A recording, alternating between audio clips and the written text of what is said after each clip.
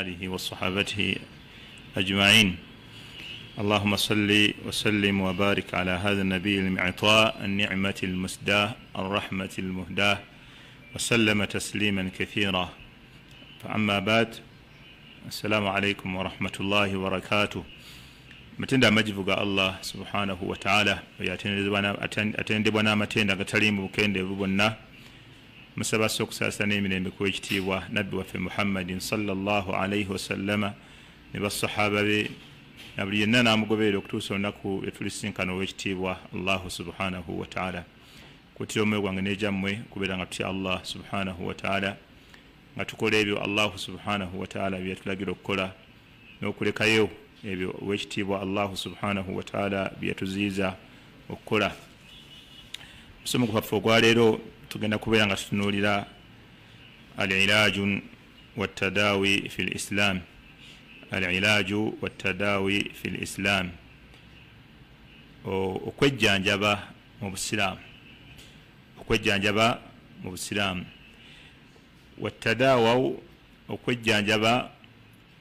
mu sharia manafiqi bagamba huwa istimaalu ma yahsulu bihi shifaa biidhni llahi azza wa jalla. Bwe tugamba omuntu nti okwejjanjaba tuba tutegeeza nti huwa istimaal ma yahsulu bihi shifaa biidhni llahi subhanahu wa ta'ala, ye muntu okubeera nga akozesa ekyo ekiyinza okuvaako ensonga y'okuwona kwe. Omuntu okubeera nga akozesa ekyo kyonna ekiyinza okumuviiramu okuwona obulwadde bw'aba alwadde. Wahuwa amru mustahabu inda jumhuri ulama. Ekigambo ky'okwejjanjaba kigambo kyagalwa eri jumhuri ulama, majority y'abamanyi, kama dhakara dhalika an-Nawawi rahimahullah wa Ibn Baz wa ghayruhuma min al-ulama. Nga Ibn Baz bayogera ne Imam an-Nawawi rahimahullah qablahu, nibaga nti okwejjanjaba mu Islam kintu kyagalwa, kikubirizibwa. Era wa min al-umuri allati ihtammat biha ash-sharia, mu nsonga sharia yaffe ey'Obusiraamu ze yafaako ennyo, hifdhu nafs, okuuma emyoyo gy'abantu, hatta yakuna al-insanu sahihan fi badanihi wa aqlihi, omuntu abeere nga mulamu mu mubiri gwe, omuntu mulamu mu magezi ge ategeera bulungi, liyaquuma bi'imarati al-ardi wa ya'budu llaha ala wajhi al-matlub. Kubanga bw'abeera omulamu, ekyo kibeera nga kimusobozesa okubeera nga akulaakulanya ensi eno n'okugitambuza, n'okubeera nga asinza Allah subhanahu wa ta'ala ala al-wajhi al-matlub, mu mbeera Allah subhanahu wa ta'ala gyayagala okubeera nga asinzibwamu. Kubanga omuntu wabeera nga mulwadde, alina obulemu, alina awamuluma, ebiseera ebisinga ojja kusiŋŋaana nga tasobola kusinza Allah mu mbeera Allah jalla waala gyayagala. N'olwekyo okwejjanjaba kikuba kubeera ensonga nkulu nnyo, abantu batambuze ensi eno okugikulaakulanya n'okubeera nga bakola ibadaati mu mbeera Allah subhanahu wa ta'ala gy'abaagalamu, bisihhatin wa afiya ila ajalin ma'lum, okutuusa omuntu ebbanga lye ery'okufa bwe limutuukako Allah subhanahu wa ta'ala lyeyamugerera. N'olwekyo okwejjanjaba kya mu Busiraamu era kikulubirizibwa abamanyi baffe bwe bagamba. N'olw'ensonga eyo okuba nti emyoyo giteekeddwa okubeera ng'omuntu akuumibwa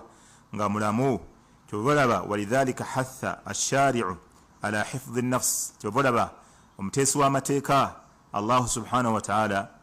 yatukubiriza okubeera nti tukuuma emyoyo gy'abantu gibeere miramu, wal abdaani, n'okukuuma emibiri gy'abantu, wa min wasaili hifdhi an-nafs, era agamu ku makubo ge tuyitamu okukuuma emyoyo abantu babeere nga balamu, emibiri gyabwe gibeere nga miramu, at-tadaawaw, okubeera nga abantu bejjanjaba. Abantu kwe kubeera nga bejjanjaba. Era omubaka sallallahu alaihi wasallam yejjanjaba,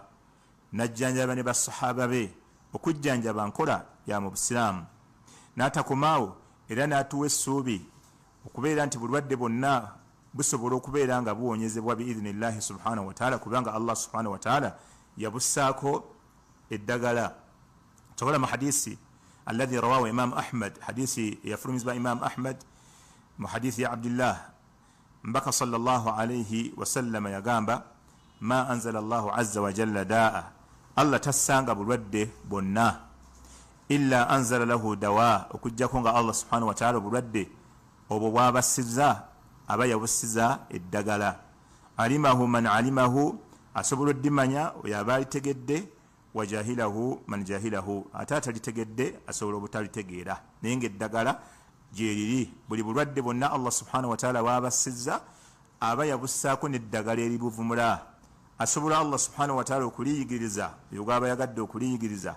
ate omuntu asobola okubeera nga talitegedde butegeezi naye nga gyeriri. Hadisi Sheikh Albani yagamba hadithi ntuufu. Obusiraamu tebwakoma kukubiriza bantu kwejjanjaba bwejjanjabi kyokka, wabula bwasukka nawo, bali mimma yadullu ala ahamiyati sharia bihifdhi nufus, n'ekimu ku bitulaga obukulu bw'ekitadi okuba nti yafaayo nnyo okukuuma emyoyo gy'abantu. Esharia fala tas'a bitadawi faqata, esharia tekubiriza bantu kubeera nga bejjanjaba kyokka, wabula yasukka nawo. Esharia tekoma kukubiriza abantu kwejjanjaba, bal taadda ila ab'ad min dhalika, esharia yasukka ne kukyokuba nti ekubiriza abantu okwejjanjaba kyokka,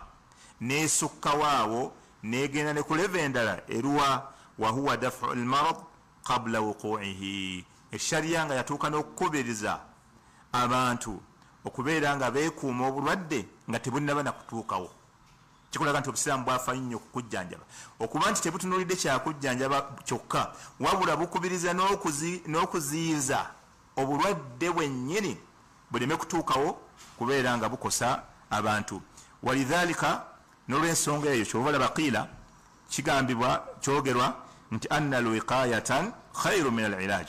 okuziyiza kulungi okusinga okujjanjaba. Wa mimma yadullu ala dhalika,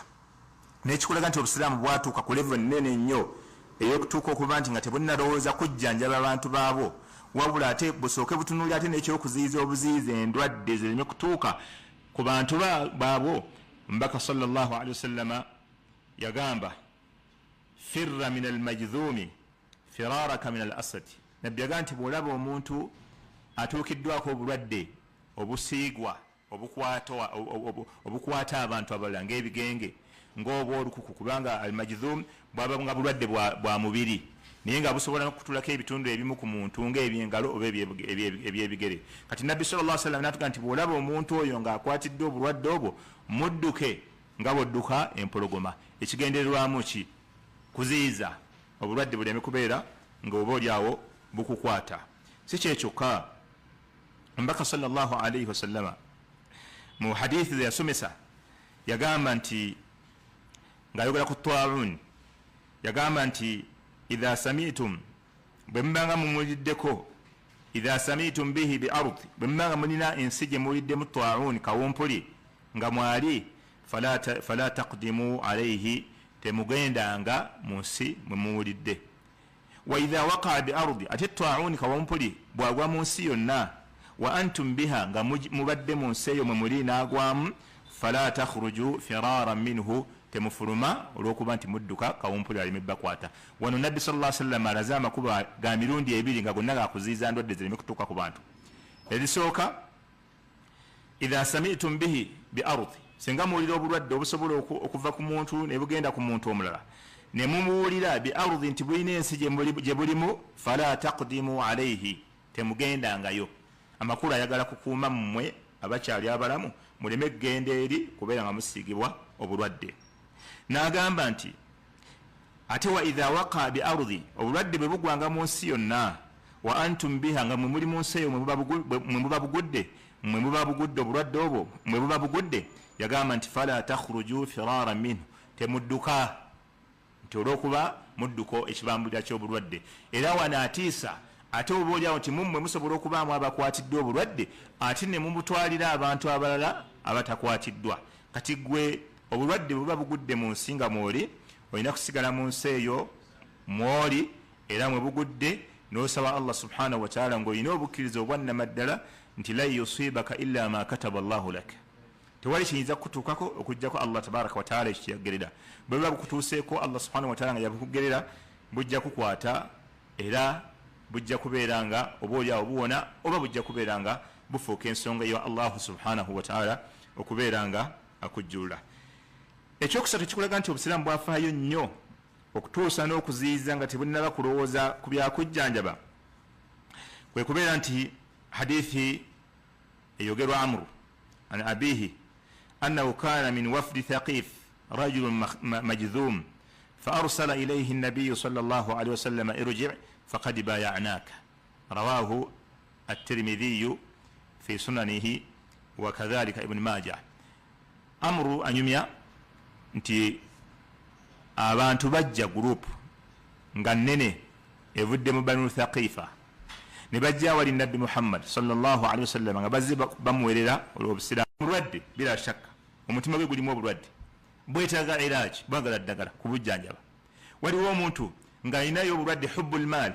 ye bwakwagala ssente, buli ssente yonna emuyita mu maaso oba ya halaali oba ya haramu oba evudde ku muganda oba ku kitaatawe ng'agibba nga ye obulwadde bwe yalwala kwagala ssente. Kati endwadde ezo ez'omumitima nazo Allah subhanahu wa ta'ala yaziogerako, era Allah subhanahu wa ta'ala nti fi qulubihim marad, mu mitima gyabwe balina obulwadde. Fazadahum llahu marada, Allah naye n'abongerako obulwadde. Mu aya endala Allah yagamba ng'alaza ku ndwadde ez'omumitima yagamba nti waliyaqula alladhina fi qulubihim marad walkafiruna madha arada Allahu bihadha mathala. Allah subhanahu wa ta'ala ekigezo ky'abamalayika kye yateekawo 19 yayagala waliyaqula alladhina fi qulubihim marad, abalina obulwadde mu mitima gyabwe n'abawakanyi batuukoga nti Allah kiki yagenderera mu ekyo ekifaananyi. Almuhimu ishara omumulimu ishara nti emitima gy'abantu egimu mirwadde girimu obulwadde. Aya endala Allah subhanahu wa ta'ala yayogera ku bulwadde bw'emitima obwa shahawa, nga oli muntu yalina bwagazi buli ekimuyita mu maaso kyatambula nakyo.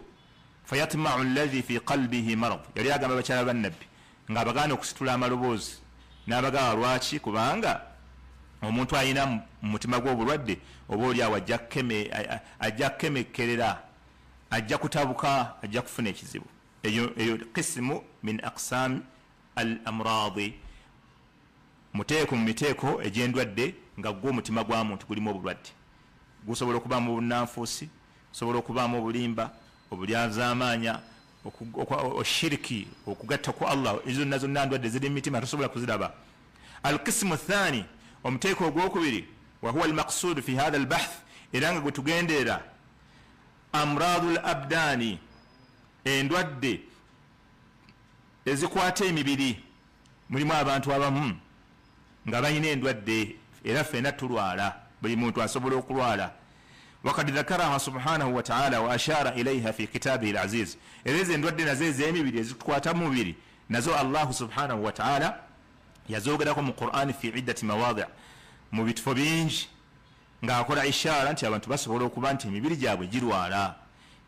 Awamu Allah subhanahu wa ta'ala agamba nti laysa ala al-a'ma haraj wala ala al-a'raj haraj wala ala al-marid haraj. Allah subhanahu wa ta'ala agamba nti omuntu atalaba, n'omuntu omulema,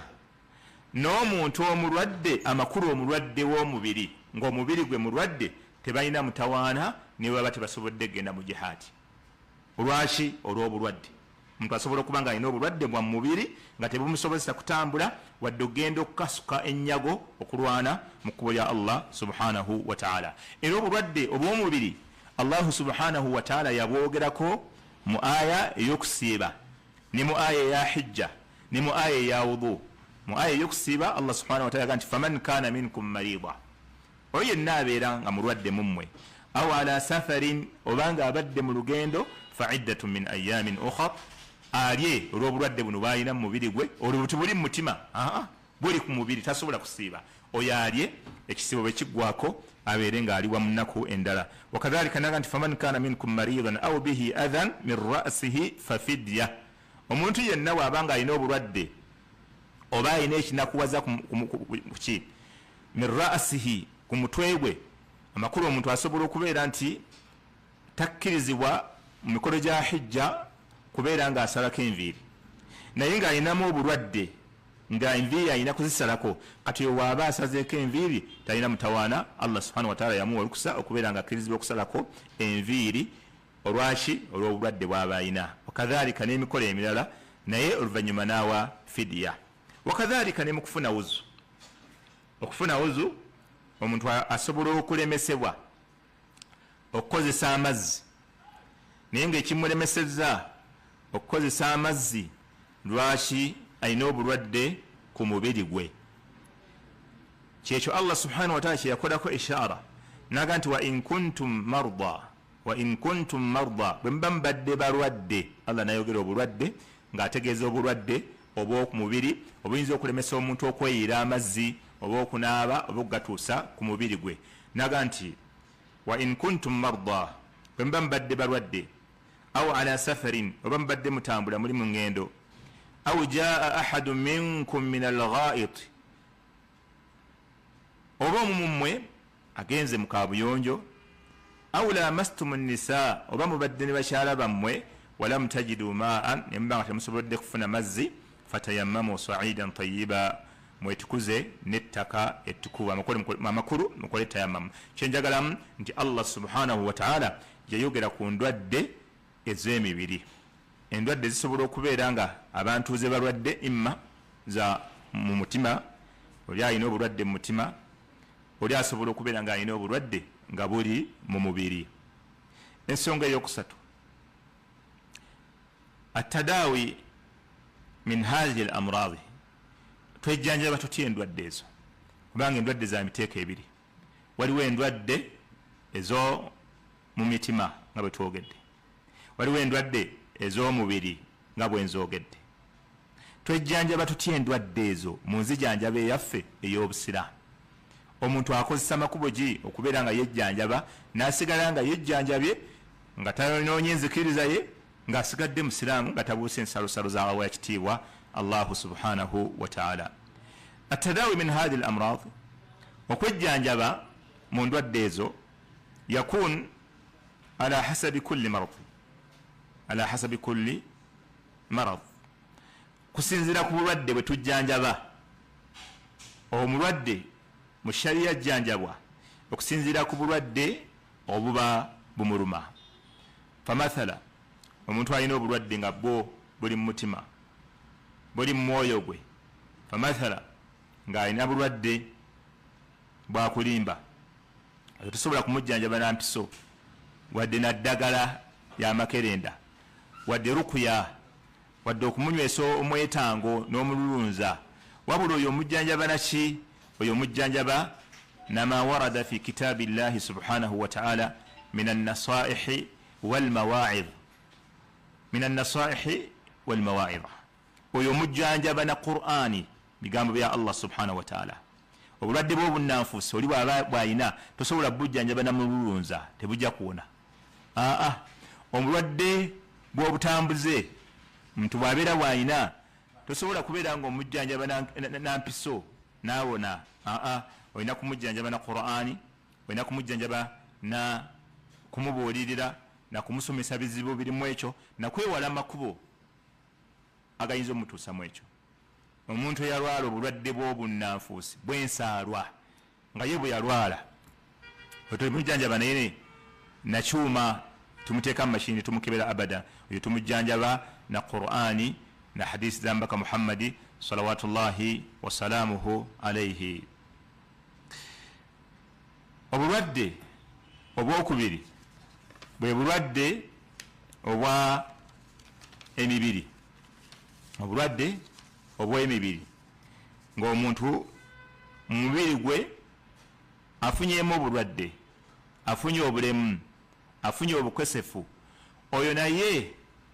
enzijanjaba eyiye tumujjanjaba mu nzijanjaba zino wammanga. omuntu aba alina obulwadde mu busiraamu ajjanjabwa atya? obulwadde obwo butwogerako nga bulwadde bwa mubiri, bulwadde buli mu mubiri gwe. ayinza okuba yafunye shayatin, ayinza okuba waliwo ow'ekiiso eyamutunuulidde, ayinza okuba nga yalumbiddwa amajinni, ayinza okuba bulwadde bulala nga musujja. ebyo byonna byonna obushariya yatunuulira butya bwe tubijjanjaba. ekisooka,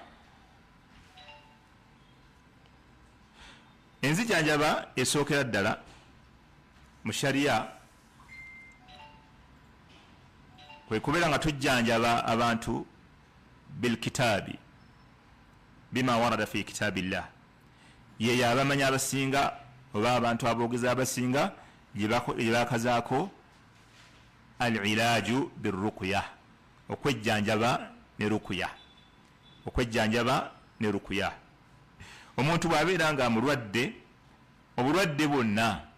si majini gokka nti gegajjanjibwa ne ruqya abada obulwadde bwonna obutuuka ku muntu mu mubiri gwe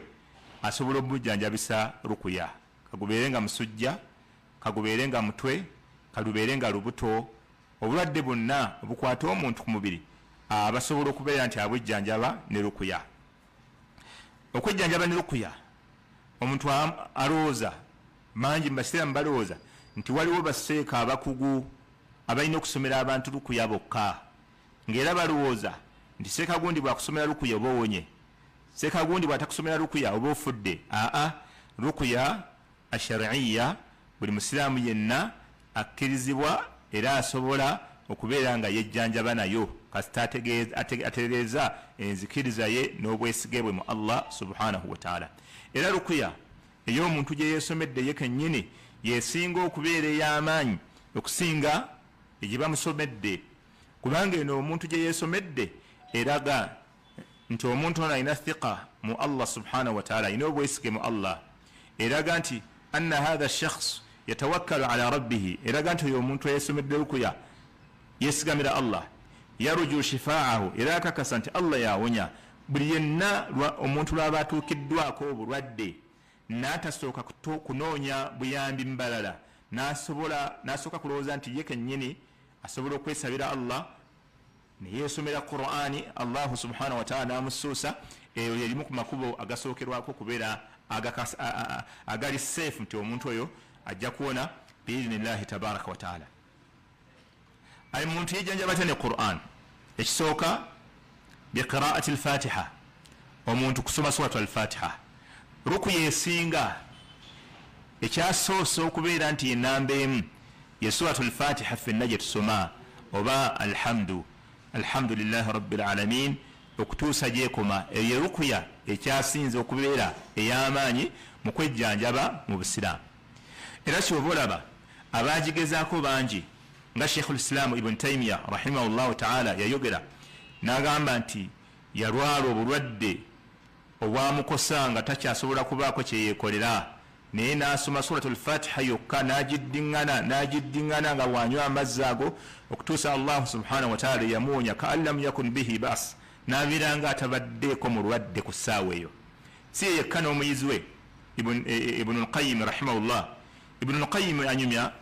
agamba nti kuntu fi Makka, nali mu Makka, fa asabani marad, obulwadde ne bunkwata, walam yakun indi tabib, naye bwe bwankwatira nali sirinawo musawo. Fa qara'tu surata al-Fatiha min ma'i Zamzam, ne ntandika okusoma suratu al-Fatiha mu mazzi ga Zamzam, wa ukarriruha nga njiddiŋŋana, wa ukarriruha nga njiddiŋŋana ne ngisoma, agamba nenywa amazzi ago, oluvannyuma agamba nassuuka nempona ka allam yakun bi bas, nga ninga atatuukiddwako mutawaana atabaddeeko na bulwadde bwonna. Suratul Fatiha fadalla dhalika, ekyo nekitegeeza nti suratul Fatiha buli muntu yenna ejjanjabisa ruqya ashariya gy'alina okusooka okussaako ebirowoozo. Gisome emirundi gwe gy'oyagala, kyobola abamu bagamba ogisomera mu kikopo ekirimu amazzi emirundi 7, naye ne bw'oba osoma egisingawo gy'okoma okusoma egisingawo falhamdulillah. Era wakadhalika basahaba bannabbi bajjanjaba nga abalwadde nga bakozesa suratul Fatiha. Hadisi emanyikiddwa ya Abi Sa'id al-Khudri radiyallahu anhu, yali atambula ng'ali ne banne, baatuuka mu kitundu ekimu, kabaka w'ekyo ekitundu oba omukulembeze w'ekyo ekitundu farudiga, omusota ne gumuluma, oba ekiwuka kyonna eky'obutwa ne kimuluma. Naye basahaba bano abaali 5 oba 3 baali bamanyi ensijanjaba ey'obusiraamu, era baali bamanyi nti ruqya esobola okujjanjaba hatta assum, obutwa obutwa bwe buyingidde mu mubiri gw'omuntu rukuya esobola obujjanjaba biidhinillahi subhanahu wa taala. naye abantu bano ab'ekitundu ekyo mwe baali olwokuba tebaali basiraamu, basahaba bannabbi bwe bagendayo babasaba okubagenyiwaza. omugenyi abalala kyakulya kyakunywa, oba afune ne wasula oba afune ne kukyanywa. abantu bali olwokuba baali si basiraamu balaba bano bagenyi ne bagaa tetulina, ne babavaako. basajja batu ne badda wabbali ne beewunika. bwe beewunika baba bali awo nga basajja bazze nga babaga nti abange, kubanga mukama waabwe ono ow'ekyalo omusota bwe gwamuluma oba kabaka oba pulezidenti, omusota bwe gwamuluma banoonya eddagala lyonna lye bayinza okumujjanjabisa nga terikola, nga yeeyongera kuba bubi. kati mubo abatuuze b'ekitundu kye mwavaamu agamba nti abange mugende mubuuze ku basajja abo abagwira, oba oli awo mubo musobola okubaamu amanya akadagala ne tujjanjaba omulwadde waffe. ne bagenda ne bagamba basahaba bannabbi nti abange mummwe mulimu ayinza okutuwa ku bujjanjabi, mulimu ayinza okutuyamba, mukama waffe yalumiddwa ekiwuka eky'obusagwa naye buli ddakika yongera kuba bubi. ne babagamba nti ddala ffe tulina akabumbwa kaffe weekali, ffe tulina akadagala, naye jjukira mwatumye ekyokunywa wadde ekyokulya, naffe mumala kutuwa kabuzi. bwe mutuwa akabuzi nga tujja tumujjanjaba, naye embuzi obubuzi ku kabaka, abaka aweekayo ku mbuzi, nga bakwata mbuzi nga bagiwa abasahaba bannabbi, nga bagenda wali omulwadde nga bamusomera suratu al-fatiha fa abraa kaan lam yakun bihi baas. musajja naawona oluvannyuma lw'okumusomera. riwaaya endala zoogera nti abi saidi al-hudhuri yennyini eyasoma yamusomera naawona omusajja ku ddakiika eyo ng'alinga atabadde mulwadde. ne bakwata embuzi yaabwe ne bagibawa. awo waliwo amasala abafukaha ge batasobola kuleka ga mirundi ebiri, tebasobola gayitako ne bagabuuka. masala agasooka okusaba empeera ng'ogenda okusomera omuntu rukuya. masala ago abamu basitalalaneyo hadithi ne bagamba kikkirizibwa okusaba omuntu ssente nga ngenda musomera rukuya. olaba basahaba bannabbi bano bwe basaba akabuzi, ago masala ngenda gattaanya. amasala agokubiri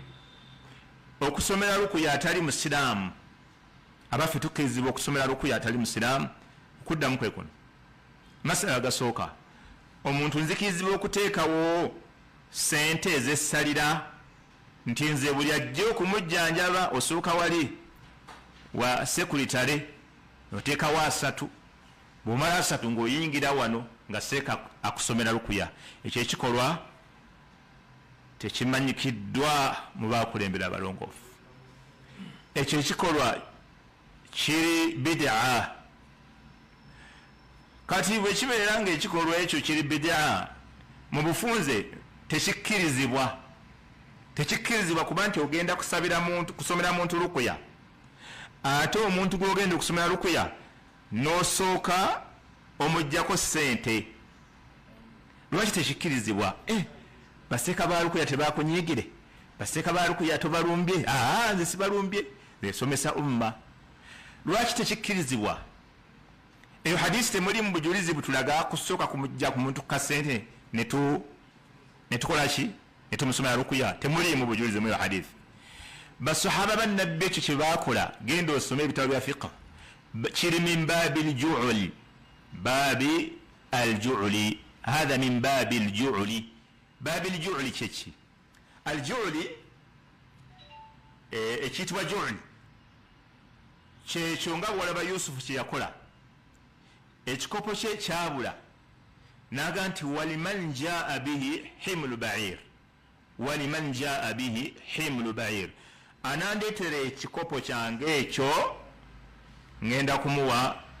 emmere eyeetikkibwa eŋŋamiya nnamba. ekyo bakiyita batya mu fiqi? kwe kuteekawo empeera oba ekirabo nga kiweebwa omuntu ono luvannyuma lwa kutuukiriza mulimu gw'omutumye. kikyentegeeza kyekintu masala emmotoka yange yabuze agindabira muwa millions 2, bimaana oli bwagiraba afuna millions 2 bw'aba tagirabye tafuna millions 2 ekyo mu fiqh bakiyita babul ju'ul owaayo empeera naye ng'empeera bagitaddeko akakkulizo kiri kimala kutuukirira n'olyoka ogifuna kati bwe tudde eno mu rukuya abantu okubajjako ssente tulina kumala kakasa nti bagenda kuwona bw'aba tawonye olina omuddiza ssente basahaba kye bakola ekyo bakita ju'ul bamanya nti ono agenda kuwona era bo kye baakola ne babawa akabuzi nga babagaa nti bw'awona kabuzi era ababutawona tebaali tutta embuzi kati ate mmwe bwemusoma rukuya omuntu asasulira ano nga bwe nnyigidde mu sitoli za thuraya waliwo sekuritale osooka awo n'olyoka oyingira ewa seeka osoose wali sekuritale otekaba abiri kati omuntu oba awonye oba tawonye ogamba allah karimu ekyo tekiriiyo ekyo ekyokusoma rukuya min babil ju'uli kirimu kuba oteeka okakasiza ddala nti ono gwe ngenda okusomera rukuya amala kuwona n'alyoka ampa ate kyakuwadde tekibeera kisalire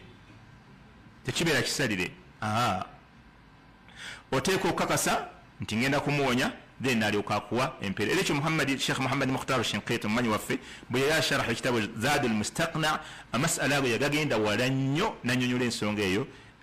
okutuusa ku muntu yenna atya Allah omuntu yenna alimu oluwalimu nga tayinza kusigalamu kakunkuna ku nsonga eyo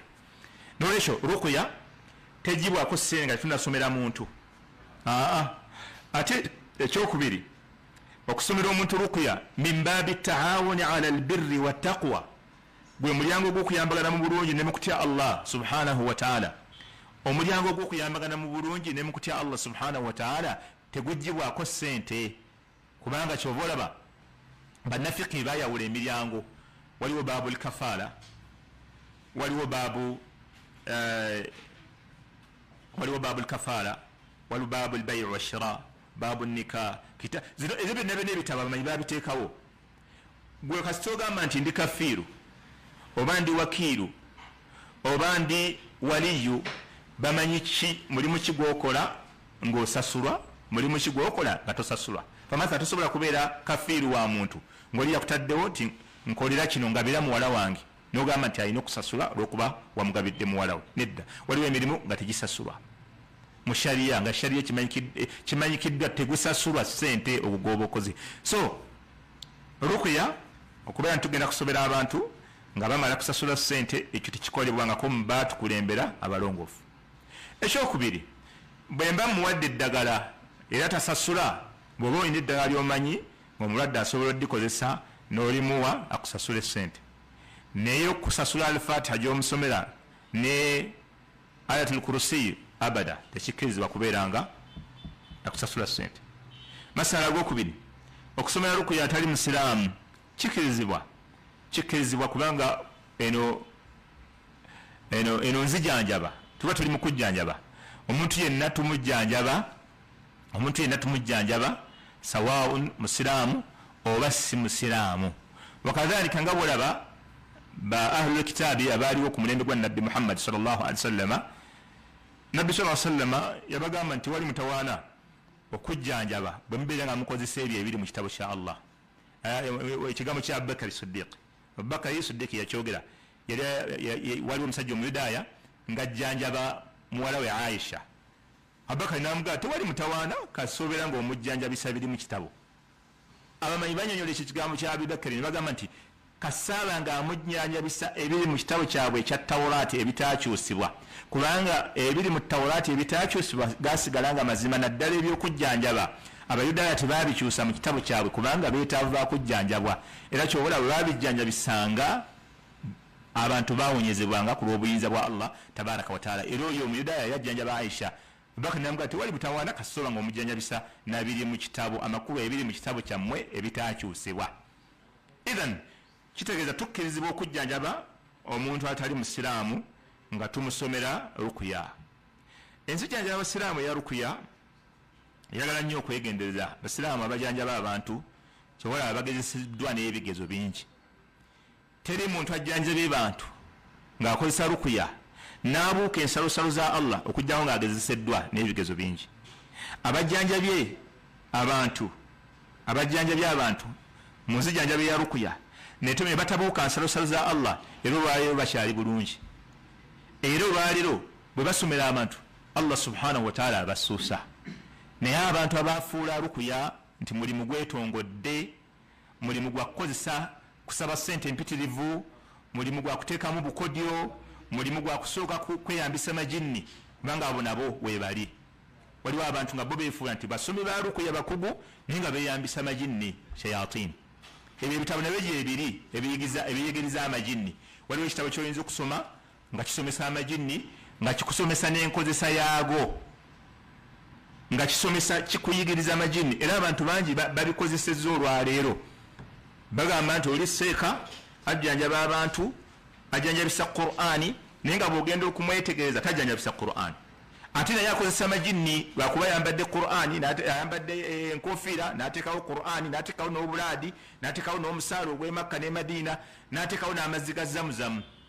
ebyo byonna byonna abikola naye nga bonna bukodyo bwa kulimba abantu kubalowoozesa mbu ajjanjabisa Qur'ani naye nga ajjanjabisa shayatin obumu ku bubonero bw'oyinza okutegeererako omuntu ajjanjabisa amajinni bwe buno obubonero obumu kwoyinza okutegeera nti ono seeka ajjanjabisa majinni tajjanjabisa Qur'ani tajjanjabisa sunna bwe buno wammanga akasooka omuntu ayinza okusomera gwatuukiddwako shayatini naye nga mu kusoma kwe ayina ekifo kimu ekyenkalakkalira w'omulaba atunula kasolaba nga akabonero ku muntu oyo akusomera akujjanjaba naye nga ayina ekifo ayinza okutunula mu kasolera k'ennyumba ayinza okutunulira omuntu ayinza okutunuulira mu kasonda ayinza okutunuulira ekintu kyonna kyatunuulidde kasola nga omuntu akusomera ng'alina ekifo kimu wakaliriza amaaso tagajjaawo kabonera akutegeeza nti omuntu oyo tajjanjabisa Qur'ani newankubadde asoma owulira asoma ayati za Qur'ani aba akozesa mashayatin akabonero akokubiri koyinza okutegeera omuntu akulimba nti ajjanjabisa Qur'ani naye nga ajjanjabisa kirala ye muntu okubeera ng'ayina empeta ku lugalo lwe bw'asoma ebbanga ne ligenderera asobola okugikwatako empeta eyo n'aginyoola n'agikyusa n'agikwata n'olaba ng'aginyoolanyola ng'agikyusakyusa kasolaba ng'akola ekikolwa ekyo kabonero akakutegeeza nti ajjanjabisa shayatin akabonero akalala kuyinza okutegeerera omuntu ajjanjabisa shayatin kwe kubeera ng'alina akatambaala ak'enjawulo akatambaala ak'enjawulo balina ebintu bye bakakozesa bingi asobola okukateekawo nagamba tuula okwo nga ngenda okusomerera n'otuula akatambaala ako oba asobola okukajjayo mu nsawo n'akasiba ku mulwadde oba n'ayeefuula akeesiimuuza akeesiimuuza abyo bamanya nti ajjanjabisa shayatini omuntu asobola omulaba nga ajjanjaba ng'alina ekiseera watuuka n'akwata akati oba ekkalaamu neerwa mu ngalo ye nga bwakusomerera agikutte aginyoola agikutte ekkalaamu oba ki omanyanga nti oyo ajjanjabisa shayatin omuntu kasaabeera nga akusomerera n'olaba nga wakusomerera waliwo omuntu atuulawo owookubiri nga tasobola kusomera muntu yenna okujjako ng'omuntu oyo amaze kutuulawo omanya nti ajjanjabisa shayatin abantu bangi ogenda wajjanjabira naye nga wabaawo omuntu atuulawo awo wajjanjabira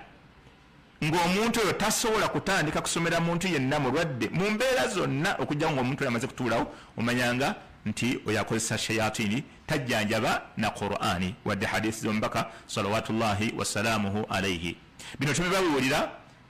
mwebeereremu ng'enjogera bwegamba mwebeereremu kyekitubabuuliza bino ithan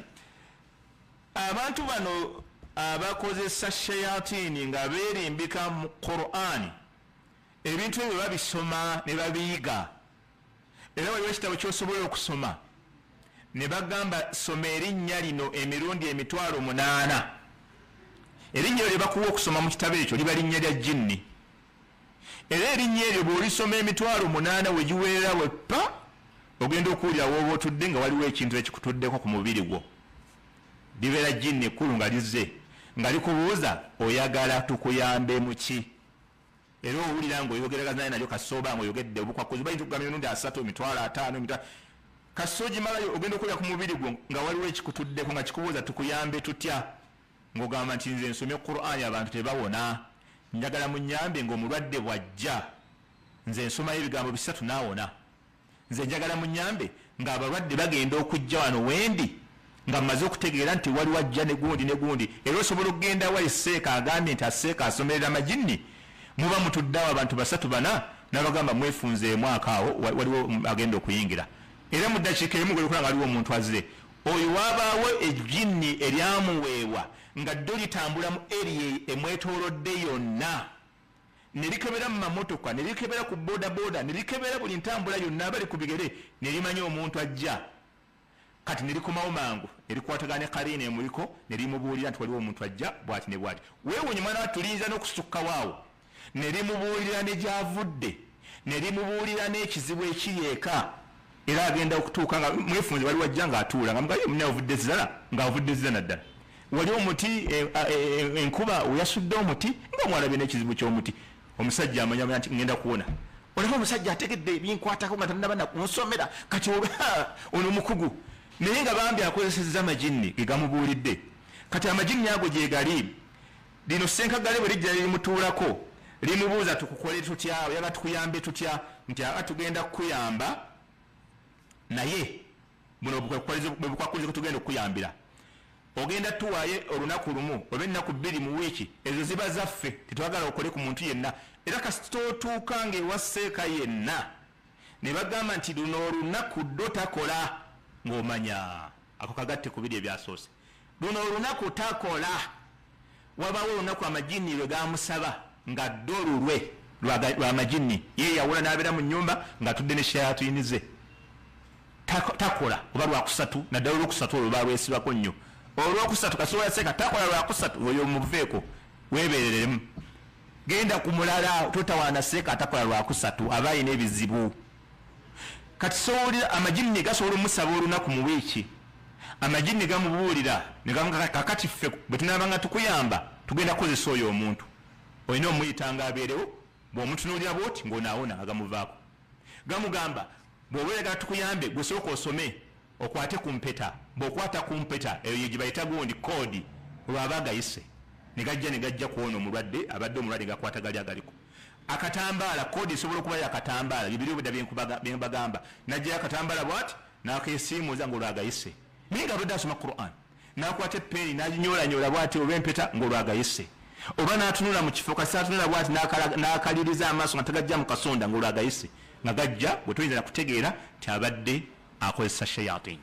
oba mu ayati zasoma ennyingi asobola okuyisaawo erinnya lya sheitaani n'azikowoola nga mwe temutegedde abadde asoma ayati kumukumukumukumukumukumukwenda okulira nga ayisizaawo erinnya lya sheitaani n'azikowoola ne zijja ne zimuyamba mu kujjanjaba omuntu omulwadde ono ebyo byonna byonna mwebiri muno mu nsi abantu babikola balowooza bajjanjaba bannaabwe naye nga beenoonyeza kasente bali mu kukozesa shayatini amasabo bagazza mu mayumba aganyirira nga wano wentudde amasabo temulowooza mbu gakyali gali agedda ag'okuyingira obusiisira ng'okutamye namu mbwe embugo ziri omwo nedda ssebo amasabo g'olwaleero gali mu mpeta gali mu butambaala gali mu ssimu gali mu kintu kyotuyinza nakulowooza gali mu bisenge nga muno mwe tutudde abantu mubasawulirira nolwekyo abasawo abajjanjabi abashayatini abakozesa amakubo ago ge twogedde nammwe mwebereremu mutya Allah subhanahu wa ta'ala mubeere nga mumanya nti okujjanjabisa shayatini kikutuusa mu bukafiri al isti'anatu bishayatini okweyambisa shayatini nga gweze okozesa mu kujjanjaba kikutwalira ddala kikukasuka mu bukafiri idhan okwejjanjabisa Quran twejjanjabisa bil ma'thur n'ebintu ebyalwagirwa gamba ngokusoma Quran bagambye suratu al-Fatiha gamba ngokusoma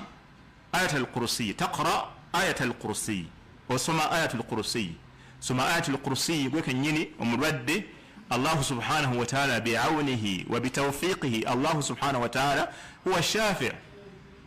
la yu'jizuhu shay Allah yasusa tewali kiyinza kumulema era shobola Ibrahim alayhi salatu wassalam yagati wa idha maridtu fa huwa yashfin mbwe ndwala nze Allah yamponya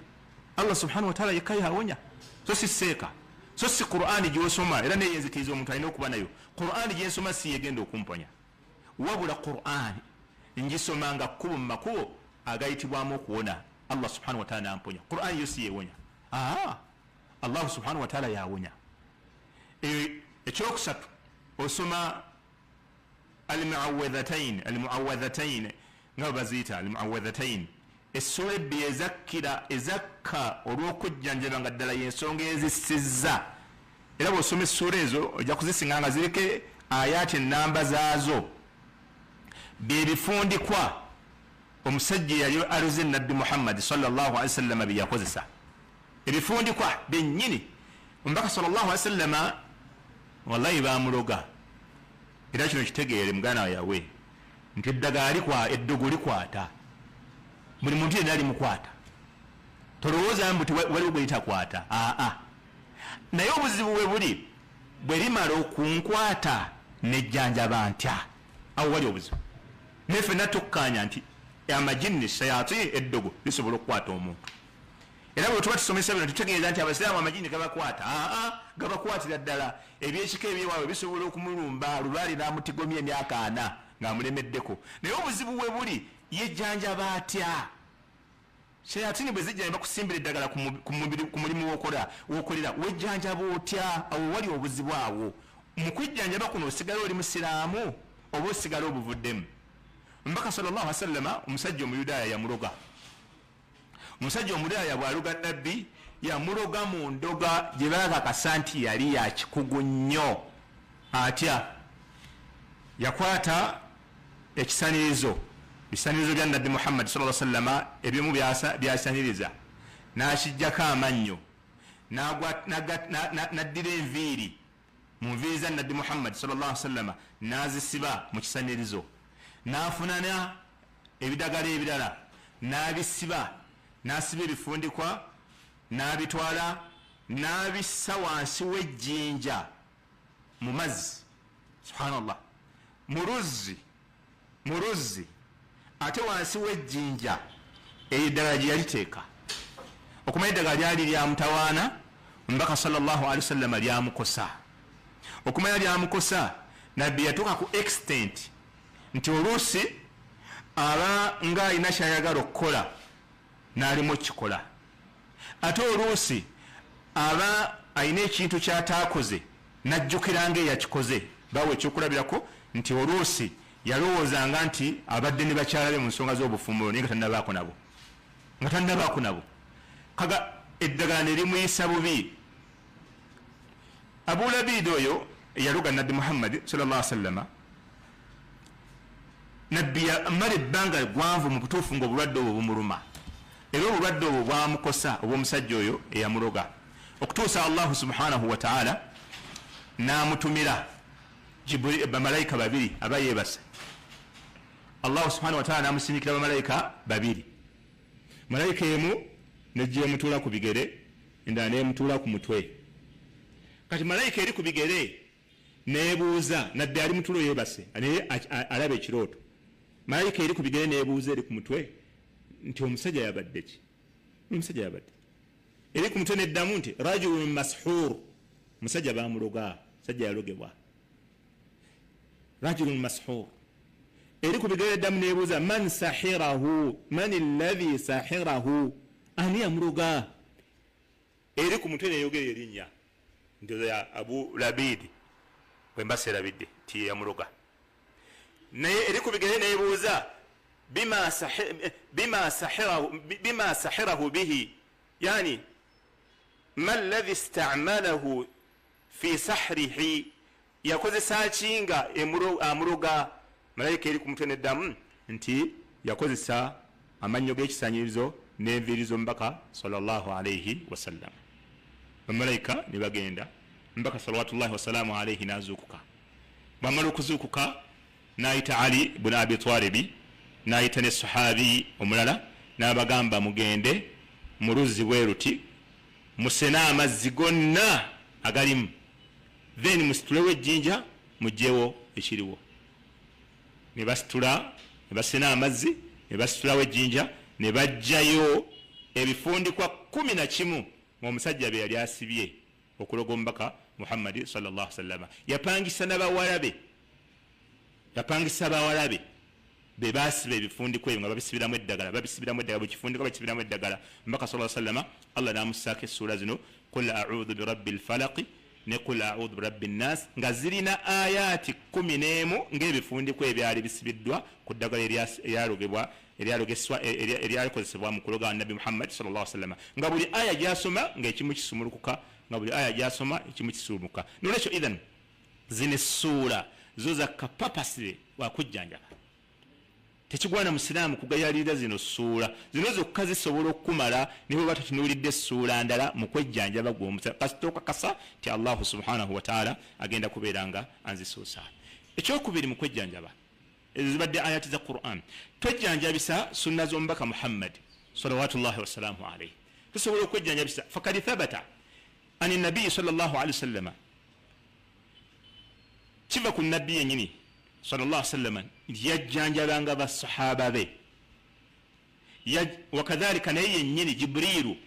yajja nemujjanjaba ng'ekozesa ruqya nemusomerera wakadhalika fi maradi mautihi n'obulwadde nabbi sallallahu alayhi wasallam bwe yafa mukyala we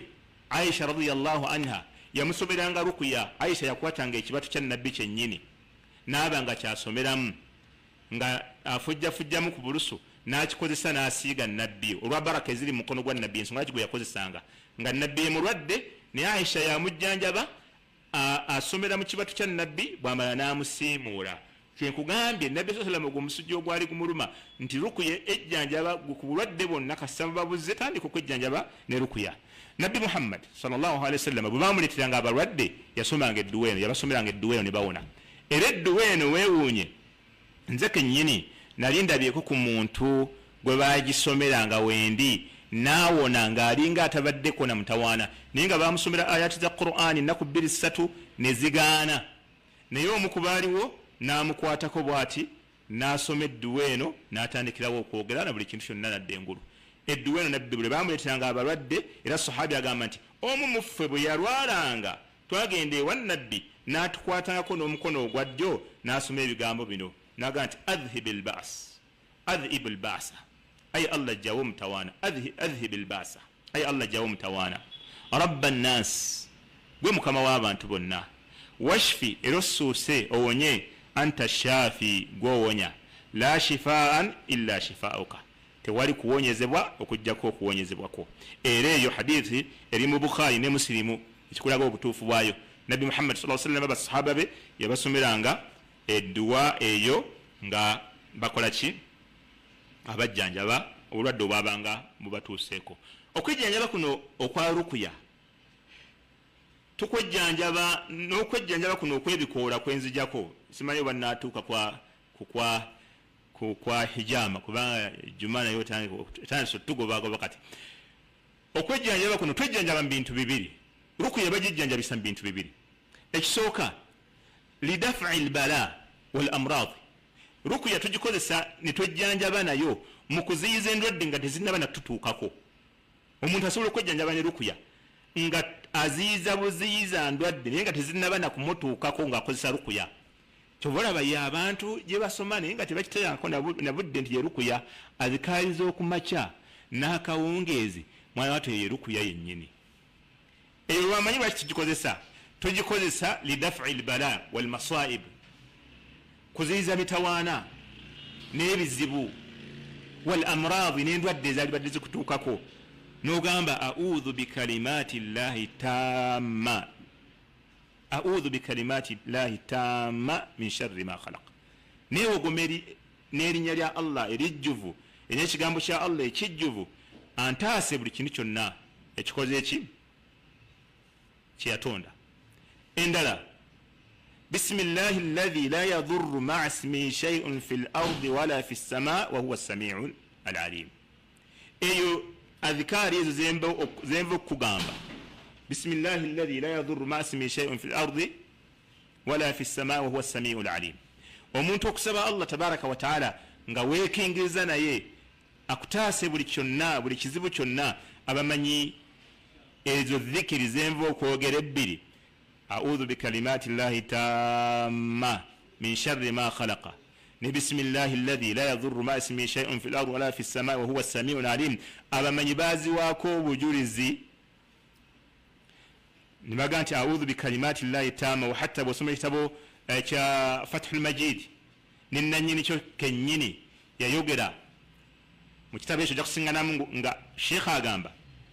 nti a'udhu bikalimati llahi tammati min sharri ma khalaqa. Nabbi Muhammad sallallahu alaihi wasallam ekisooka basahaba battabi'in ezikri tebagivangako, era omuntu bwagikozesa olunaku lwolwennyini lwagikozesezza tewali mutawaana gusobola mumutuukako. Sheikh agamba nti nakozesa dhikiri eyo ebbanga yayogera ebbanga nga liwaggulu wa myaka 2 kudda waggulu, n'agamba sirina kintu kyonna kyantuukako wabula olunaku lumu nalumibwa omusota. Yagamba ngenda okujjukira nga olunaku olwo nali sisomye dhikiri egamba a'udhu bikalimati llahi tamma min sharri ma khalaqa. Era bismillahi alladhi la yadhurru ma'a ismihi shay'un fil ardi wala fis samai wa huwa as-sami'ul alim, ni a'udhu bikalimati llahi tamma min sharri ma khalaqa. Bw'oba oyogedde ebigambo ebyo buli kifo kyonna kyogenzeemu tosobola kutuukibwako mutawaana okutuusa lwova mu kifo ekyo. Buli wonna woogendanga, oba ova mu motoka ogenze kuziika, oba ogenze wammu waka, oba ogenda kuyingira mu nnyumba, oba ogenze ku mbaga, oba ogenze ewa, buli wonna wootuuka sooka oyogere ebyo ebigambo bibiri. Nabbi yagamba tosobola kutuukibwako mutawaana mu kifo ekyo okutuusa lwovaawo. Buli wonna woogenze sooka okozesa ezo adhikaar. Olwo wejjanjaba ku bintu, okozesa rukuya ku bintu ebitannaba kutuukako. Ate tusobola okukozesa rukuya li raf'il balaa, olw'okugjawo ebiba bimaze okututuukako ng'obulwadde buzze.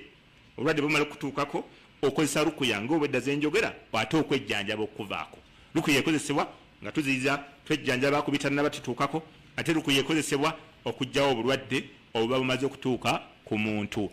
Terukozesa katanga.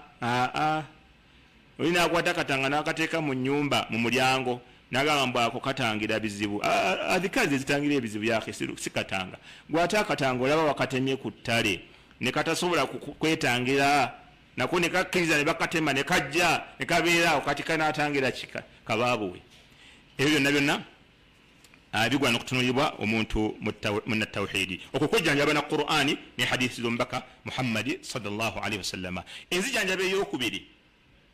at-tadawi, okwejjanjaba bitanawuli al-adwiya min al-hububi wal-ashab. Tukkirizibwa mu Busiraamu okwejjanjaba nga tukozesa amalagala gano aga bulijjo, gamba ng'okumira empeke n'okuyenga ebikoola n'emirandira ne tubirya ne tubinywa. Wa hadha an-nawu min al-adwiya, kino kikulu, wa hadha an-nawu min al-adwiya, enzijanjaba ey'ebikoola gye njogerako, ey'emiti, ey'empeke, la budda an yakuna mubaaha. Ekisooka eteeka okuba nga kiwejjanjabisa kikkirizibwa mu mateeka g'Obusiraamu, kyekisooka. Ekyokubiri wa mujarraba, enzijanjaba ey'amakerenda n'emiti habo. Ekyokubiri eteeka okubeera nga mujarraba, bagigezesa ne balabako ddala ng'omuntu bw'akozesa ebintu ebyo awona biidhnillah. Ekyokusatu an takuna hadhihi al-ad'iya laha alaka mubasharatan wattisalin bi badani al-marid. Eddagala lino liteekwa okubeera lirina akakwate akali mubashara n'omulwadde ono ajjanjabwa. Kikyentegeeza eddagala eryo liteekwa okubeera nga linyweebwa ng'oli alinywa bunyi, oba liriibwa ng'oli alirya buli, oba lisiigibwa ku mubiri nga tulisiigako, oba ng'eddagala eryo tulinyookeza, omuntu basobola okumunyookeza eddagala ne limuyingira, oba nga lisalibwa ku mubiri basalawo ne basiigawo eddagala ne liyingira. Wa amma ebyo bwe biba tebiriiwo, eddagala lyonna eritalina kakwate n'ebyo byenjogedde tokkirizibwa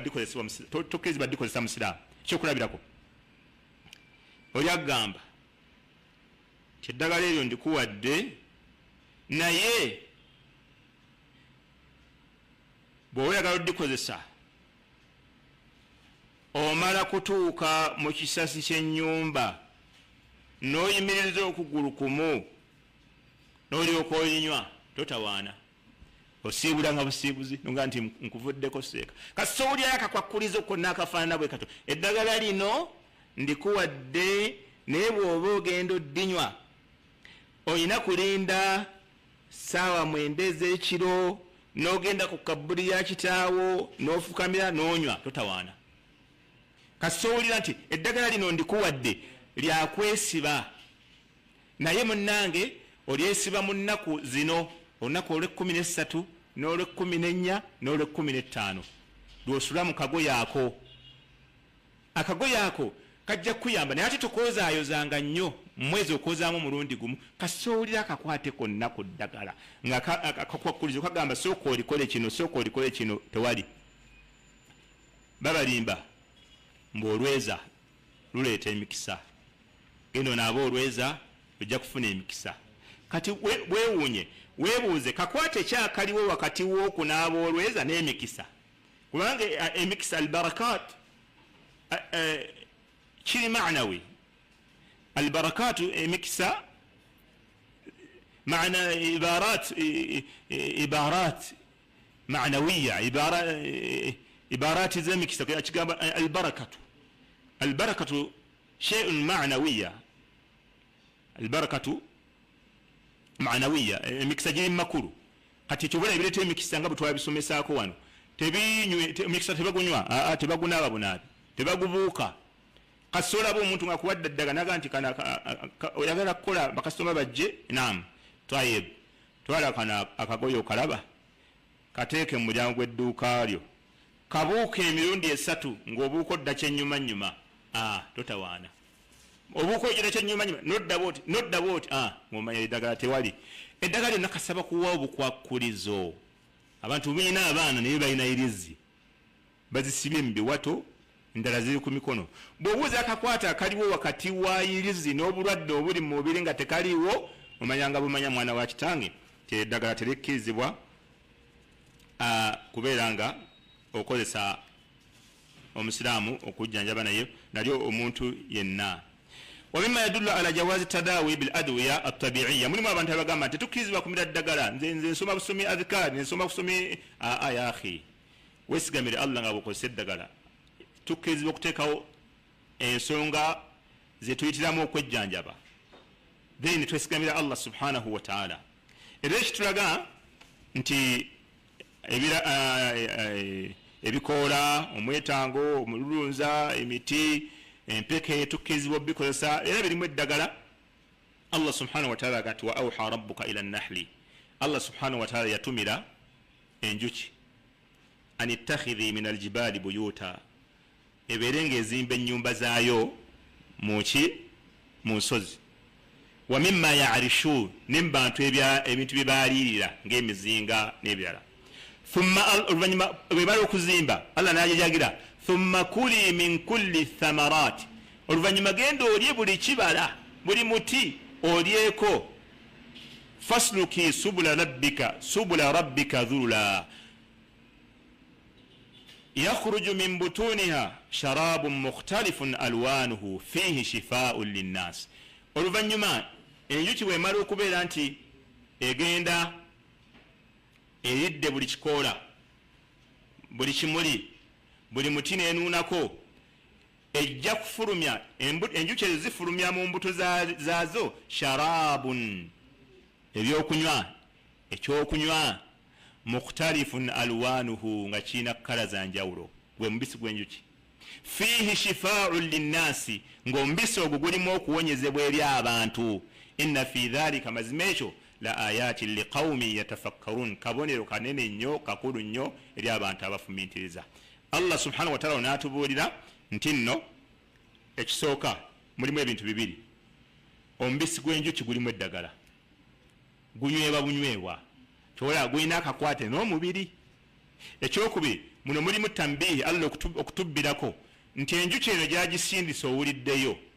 egendenga erya buli kati buli kamuli omwo mulimu tambihi ekutegeeza nti eyo waliyo eddagala mu miti egyo waliyo eddagala kibula gyagiragidde egende kuŋŋanya mu bimuli ebyenjawulo nenuunakano neegatta netufulumiza omubisi nga gulimu eddagala eriwonya abantu biidhinillahi subhanahu wa ta'ala kikulaga nti okwejjanjabisa eddagala erya habo okwejjanjabisa amakerenda okwejjanjabisa eddagala eryokwenyokeza eryokusala omuntu neriyingira mu mubiri eryokumusiiga eyo lyonna eririna akakwate ku mubiri gw'omuntu sharuan mu mateeka gaffe ag'obusiraamu likkirizibwa okulikozesa. ekyokulabirako ekirala omubaka sallallahu alaihi wasallam yagamba man tasabbaha kulla yawmin 7 tamratin ajwatan lam yadhurruhu fi dhalika alyawm summun wala sihrun. mbaka yagamba ti omuntu yenna akeera ku makya n'alya entende 7 eza ajuwa zimanyikiddwa bazita ajuwa zibeera zirugavu n'alya entende 7 ng'azirya buli lunaku lam yadhurruhu fi dhalika alyawm kwolwo olunaku lwakeddo zirya tasobola kutuusibwako mutawaana summun nga gwa butwa wala sihrun wadde eddogo. olaba okwejjanjaba okugwa mu muteeko gwe nasoose okwogera okwejjanjaba nga obulwadde tebunnagwawo nabbi bwakubiddeko obulwadde tojja kutuusibwako ddogo n'obutwa tebujja kukukwata. abantu ennaku zo bali mu kutiitiira buli mazzi batyo okuganywa ne bwajjanga no kuthuraya atya batuganye okunywa amazzi yahi mutyaki mwesigamire Allah niye abagambye nti abantu baliwo kutta busi bantu yahi muti Allah ebimu mukakkane mwesige abantu baddu Allah tabaraka taala. naye omuntu wabeera nga yidde entende 7 eza ajuwa buli lunaku hadisi eri mu Bukhari na Muslim ekikulaga obutuufu bwayo. ekyokusatu atadawi bihabati sauda okwejjanjaba ne habati sauda. abi hurayra radiyallahu anhu agamba nti omubaka sallallahu alaihi wasallam agamba nti alaikum bihadhihi alhabba bannaye mwekwate ku mpeke zino assauda enzirugavu zino zemulaba fa innaha fiha shifaa zirimu eddagala min kulli da'i mu bulwadde bwonna illa sam okujjako okufa okwo tezikujjanjaba والسام الموت أخرجه الترمذي وغيره وصححه الألباني. المسألة الثالثة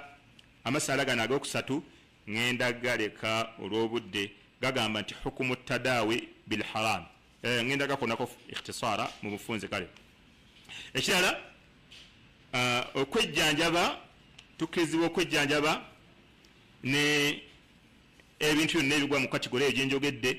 nga habati sauda nga amakerenda nga omubisi gw'enjuki nga entende za ajuwa ebyo byonna bitulaga ki nti tukirizibwa okukozesa eddagala okwejjanjaba obulwadde obufaanagana bwe butyo nga tukozesa ebintu ebirina akakwate n'omubiri. ekisembayo kino kyekiddira ekisembayo kino kyekiddira ekisembayo abaffe eno nno nsonga nkulu nnyo kibula mbadde njanjireke noba oya tuligifunira obudde naye kansooke ngikoneko katono yeeyitewo. abaffe kikkirizibwa okwejjanjabisa eddagala lyonna eririmu ku kintu ekiri haramu. masalago eddagala litwagala okwejjanjabisa lizuuliddwa nga lirimu ku kintu ekiri haramu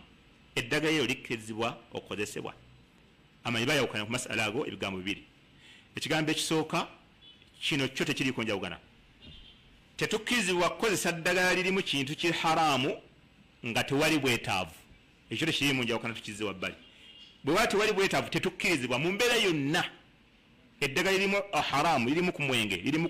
ku ki tetukkirizibwa dikozesebwa kasita tulaba tulinawo option tulinawo eddala. kati amanyi webaawukana sirina ddala eddagala lyokka eririwo lirimu haramu tukoze tutya? amanyi bayawukana ku nsonga eyo ebigambo bibiri. ekigambo ekisooka kyekiriko imaamu abi hanifa jumhurul hanafiya wa jumhurul shafiya bagamba kikkirizibwa okukozesa eddagala wadde lirimu ku kintu ekiri haramu bwe tuba tusobodde kufuna kirala. obujulizi bwabwe bagamba nti allahu subhanahu wa ta'ala yagamba nti waqad fassala lakum ma harrama alaykum illa ma dhurittum ilay. allah yabanyonyola byonna ebiri haramu bye yabagaana okujjako ekyo kye muba mukakakiddwa kyemufunyeemu wannakola ntya nga temusasobola temulina way out. ekyo allah yatukkiriza. n'olwekyo omuntu aba asobola kwejjanjaba okukuuma obulamu kyekinene okusinga obuntu obwa haramu kyobula muntu bakkiriza okulya n'ekintu ekifudde kyokka n'okunywa omwenge olw'okutaasa obulamu. so bagamba bwe batyo nekikkirizibwa. era balina hadisi ey'abauraniyiina. hadisi y'abauraniyiina bajja e Madina ne bafuna obulwadde nabbi n'abakkiriza okunywa min abwali ibiri. nabbi n'abakkiriza okunywa ku musulo gw'eŋŋamiya n'amata gaazo ng'ate omusulo gw'eŋŋamiya guli haramu. era bastadalla ne hadisi abdurrahmani ibn awfi wakadhalika ne zubair ibn awami baali e makka nga bali mikolo gya hijja naye balina obulwadde obw'olususu ne bamusaba bakozese hariri olugoye lwa hariri olwa siliki olwokuba lina ebyoya bingi lusobola obbakuuma nabbi n'abakkiriza nabaga nti mwe mukozese naye ng'omusajja okwambala hariri kiri haramu naye olwokukuuma obulamu okuwonya embiri gyabwe nabbi n'abakkiriza okubeera nga bakozesa hariri ne bagamba olwekyo obuzibuzi obwo butumalira ddala okutegeera nti omuntu akkirizibwa okukozesa ekintu ekirimu haramu katono neyejjanjaba ekigambo ekyokubira alqawulu biadami ljawaz abamanyi abalala baga nti tekikkirizibwa wahuwa madhabu maliki walhanabila imamu maliki aga tekikkirizibwa kwejjanjabisa kintu kyonna kirimu haramu wakadhalika ne bahanabila bagamba nti mu bintu nabbi sa sallam byeyajja nabyo allah yagamba nti wayuhillu lahum atayibat yajja nga bakkiriza ebirungi wayuharrimu alaihim alkhabaitha ate allah n'abagaana ebintu ebibi nolwekyo ekintu kyonna ekiri haramu ekibi omuntu tagwana kyejjanjabisa nakyo era basitaralla n'obujulizi obuli mu bukhari abdullah bn masud yagamba inna allaha lam yaj'al shifaakum fima harrama alaikum nti allah teyafuula obujjanjabi bwammwe amakulu obuyinza okubawonya biidhinihi nti ate buli mu bintu allah bye yabagaana obujulizi bwabwe obulala baga nti nabbi sallallahu alaihi wasallam bamubuulira omusajja nti akola omwenge bwagukola naye agujjamu eddagala nabbi naga nti innahu laysa bidawaa'i walakinahu daa'u nabbi yaga nti eryo si ddagala wabula bulwadde bwennyini wakadhalika wastadallu bilma'qul era bastadalla n'ekigambo nga kiri mumagezi baga nti anna allah harrama hadhihi al ashya allah yagaana ebintu ebiri haramu n'abigaana abantu okubirya hifadhan linnufus bakuume emitima gyabwe wal abdani n'emibiri gyabwe gibeere miramu fala yumkinu an takuna fiha shifa ate tebisobola kubeera nga birimu okuwonyezebwa ng'ate allah subhanahu wataala yakola ki yabibagaana idhan kati ne bagamba nti kikkirizibwa warrajihu ekisinga okuba ekituufu kyekiruwa kwaga masala arrajihu ekituufu kiri nti alqawlu bijawazi istimaliha tukkirizibwa okukozesa ebintu wadde birimu ku haramu ebyokwejjanjaba inda alhaja bwaba baddewo bwetaavu wa inda adami wujudi ghairiha nga tetulinawo ddagala lyaddaali naye tuyinza kukozesa okujjako eryo nga ddi maa taakudi nafuha awamu nokukakasa maa taakudi nafuha awamu nokuba nga tukakasizza ddala nti ddala biyamba si kutuliisa bintu birimu haramu nga tetumanyi nti oba binakuyamba nedda balina okuba nga batukakasiza ddala nti omuntu bwabikozesako obulwadde buwona wakadhalika alhijama okumuntu okozesa hijama yekisembayo hijama zezimu ku nkola enzijjanjaba ez'obusiraamu si sunna nti yo nga sunna ekolebwa sunna anga abamu bakirowooza ti omuntu bwakola hijama sunna era kyobola ibn uthaymin rahimahullah yaga nti alhijama laysat sunna si sunna naga nti alhijama dawaa'u dagala in ihtaja alinsanu ilayhi omuntu singa awulira nga alyetaaze ihtajama akola hijama wa in lam yahtaj ilayhi bwaba teyetaaga hijama fala yahtajimu